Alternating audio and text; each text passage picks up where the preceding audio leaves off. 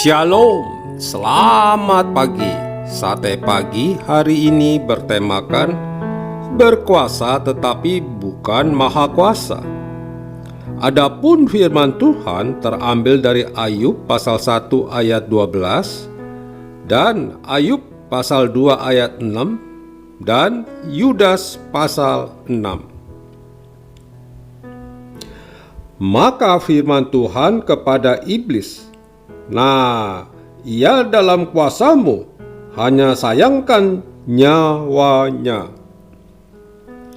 Saya pernah memperhatikan secara langsung kegiatan orang-orang tahanan yang hidupnya di dalam penjara. Di antara pembaca mungkin juga sudah pernah menyaksikan secara langsung. Bagi yang belum pernah melihat langsung, mungkin beranggapan bahwa mereka yang hidup di dalam penjara sama sekali tidak bisa melakukan kegiatan apa-apa. Namun, nyatanya mereka bisa melakukan banyak hal, sama seperti orang bebas yang di luar penjara. Misalnya, mereka bisa menonton TV, berolahraga, bahkan di dalam penjara pun mereka melakukan kegiatan ibadah karena di penjara terdapat juga tempat ibadah dari beberapa agama yang ada. Selain itu, mereka juga mempunyai kesempatan untuk bekerja, seperti berkebun, membersihkan kamar mandi, bahkan mereka pun membuat aneka kerajinan tangan. Mereka memang memiliki kebebasan untuk melakukan banyak hal.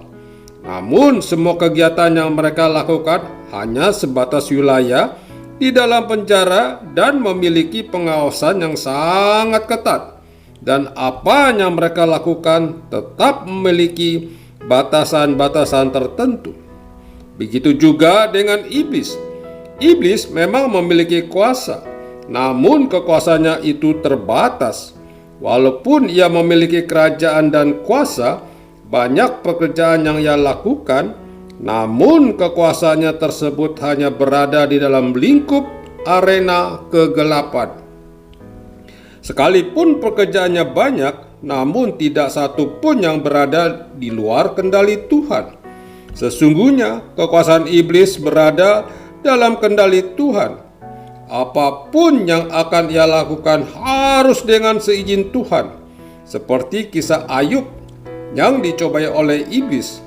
Ia harus minta izin dahulu kepada Tuhan yang memiliki kuasa di bumi dan di surga. Iblis memang berkuasa, namun sebenarnya ia telah dirantai. Seorang teolog bernama Berkhof mengatakan bahwa iblis atau setan sesungguhnya adalah roh yang terhilang dan yang tidak memiliki harapan. Sekalipun ia dapat pergi kemana saja yang ia mau, namun ia tetap dirantai dalam batas waktu yang tidak ditentukan atau kekal.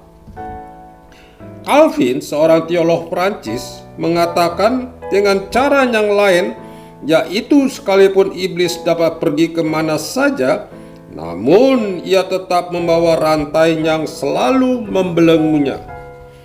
Sebagai orang Kristen yang percaya kepada Tuhan dan kuasa-Nya, kita tidak perlu takut lagi dengan iblis dan kuasanya yang dinyatakan di dalam berbagai macam bentuk praktek kuasa gelap seperti tenung, guna-guna, dan lain-lain.